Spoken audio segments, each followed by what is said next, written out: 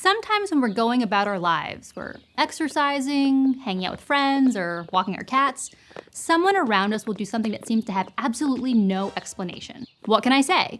The world is an unpredictable place full of unpredictable people, and we can never completely accurately predict human behavior. But we can use cues and established principles to do our best to predict the world and all its wacky people and try to understand human behavior, specifically by studying psychology, which is the study of the mind and its functions and how they influence human behavior. So thanks to the field of psychology, people can both understand and improve their behavior in order to become the best versions of themselves, and maybe even become the people our pets want us to be. Psychology can be applied to a wide variety of settings and workplaces, where it can help us in countless ways, like learning to understand complicated thoughts and emotions productively, improving our critical thinking skills, or researching how we think or process emotions. It's a window into human behavior and can help us grow both as individuals and as a society. Hi, I'm Erica Brzozowski, and welcome to Fast Guides, a study hall series presented in partnership with Arizona State University and Crash Course. In this episode, we'll be focusing on psychology.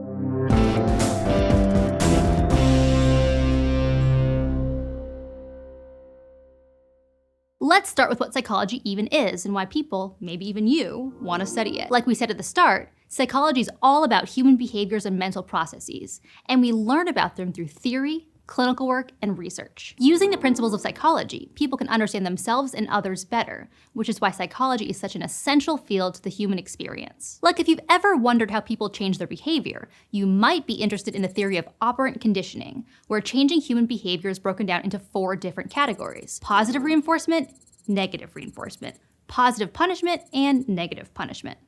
Let's use a child getting an A on a history test as an example. Positive reinforcement is providing a reward to reinforce the desired behavior, like buying the child a new toy for getting a good grade on the test. Negative reinforcement is when something unwanted gets removed if the desired behavior is achieved. So like if the child had to do 3 hours of studying every day until they got an A on the test, this could be negative reinforcement.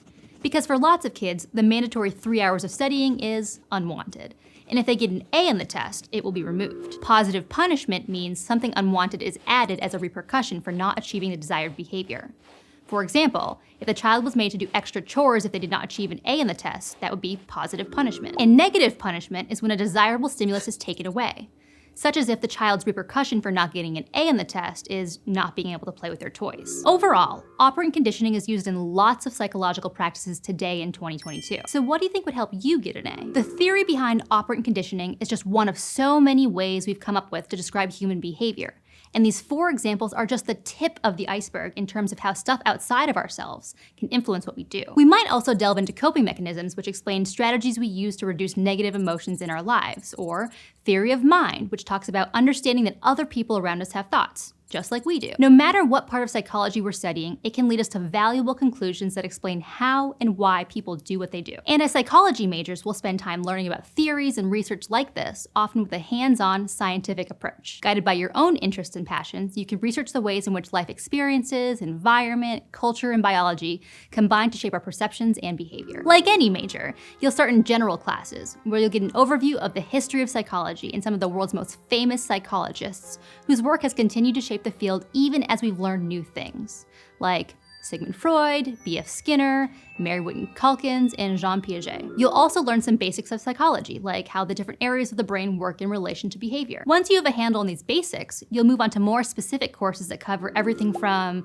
how people grow and change, to mental illnesses, to how other people influence our thoughts, feelings, and actions. And these are just a few of the flavors of psychology we can study, because humans do a lot of different things, and psychology helps us study them. If you know you want to study psychology before starting college, that's something you can use to help make your college decision, because different programs will have different strengths or even be oriented around a specific kind of psychology. Like the University of Illinois Psychology Department is more science-focused and encourages interdisciplinary collaboration. Brandeis University guarantees students the opportunity to work in a mental health facility at least 1 day per week, which is helpful for those focusing on abnormal psychology. And the University of Virginia offers an annual undergraduate psychology conference to help their students explore a deeper understanding of their studies. At some schools, students can also prepare for careers using psychology by working in functioning research labs studying the complexities of human and animal behavior. There are unique benefits to take advantage of in every program. It's just about finding which one is the best fit for you. Ultimately, whether you have it all figured out before you start college or find what part of psychology speaks to you later on, Your courses will help you learn about many of the different areas of psychology to help you determine what type of work you'd like to pursue as a career. Psychology majors can work and be successful in a wide range of fields, from business to social sciences to law. Like any major, a psychology degree is equal parts fascination with the material and hard work. And if you're like me, you have a lot of different interests, so choosing can be hard. For the most part, students who end up succeeding as psychology majors usually have one thing in common: the desire to help people. If you have a passion for helping people overcome their challenges, an interest in human behaviors, and a desire to make a difference by empowering others, then you might be a great candidate for a psychology major. Some skills that are beneficial for psychology majors include open-mindedness, critical thinking, problem solving, and effective communication abilities. But no matter what you're studying, there's always more to learn. That's part of why we go to college, right? So it's okay if you're still working on some of these skills. But let's call it like it is. No major is perfect. There are two significant challenges that psychology students encounter. The first is the workload. Students can be overwhelmed by the amount of research that's required for them to learn the specifics of how modern and classic psychology theories came to be.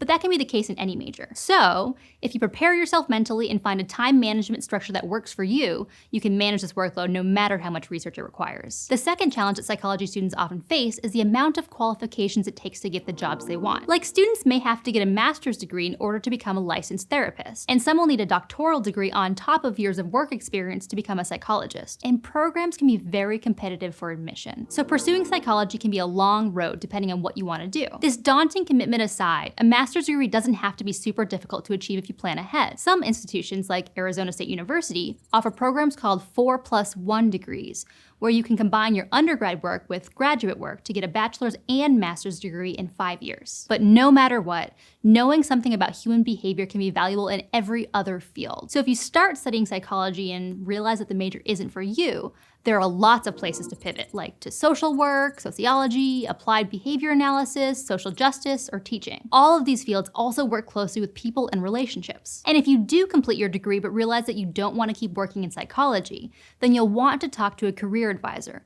But the bottom line is that the skills you learn early in the psychology major are generally pretty transferable and flexible. They'll be an asset in whatever you decide to do next. In fact, a general degree in psychology is very versatile, but some students find that they'd like their degree to be more specialized and consider specific or additional degrees in things like counseling and applied psychological science, forensic psychology, and political psychology. Students sometimes also choose to study multiple fields, like double majoring in psychology and business.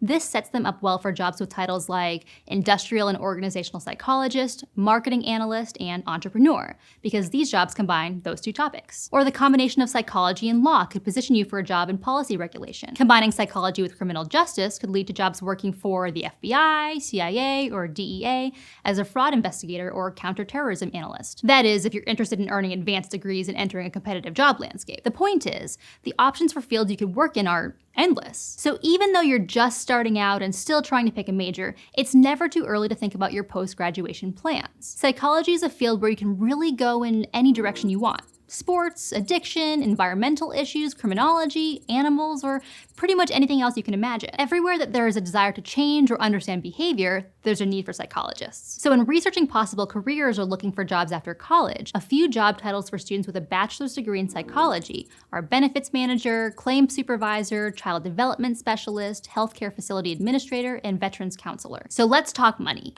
Talking about salaries is hard because so much can change year to year or depending on what location you're in. But as of 2022, the average salary for someone with a psychology degree is around $49,000 a year. And like I mentioned before, graduate degrees are also options for psych majors, and a master's or a doctorate can open up whole other tiers of jobs. Again, it's hard to talk about salaries, but the average salary for a psychologist with a master's degree is around $64,000 a year. Again, there's no pressure to have it all figured out right now.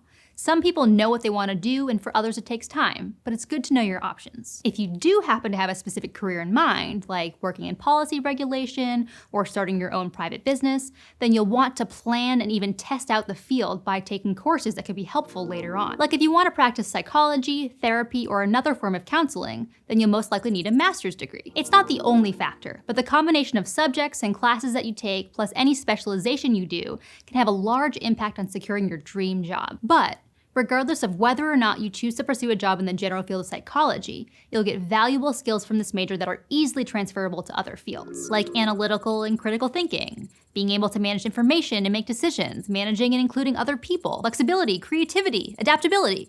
The list goes on and on. So, as you're deciding what fields you're interested in, psychology is a major that requires a lot of hard work and in many cases some additional schooling, but it can certainly be a rewarding one. For one, there are almost limitless potential jobs that come from a versatile psychology degree, but we're also helping people in understanding a key part of the world because ultimately, psychology explores why we think, feel, and behave the way we do. Thanks for watching. And whether or not psychology piques your interest, check out our other videos to look into more majors to find the one that's right for you. This series is part of a program called Study Hall, a partnership between Arizona State University and Crash Course. If you liked this video or found it helpful, give it a like and comment and let us know how you chose your degree or how you're struggling to choose a degree or what you wish you'd known before you started your degree.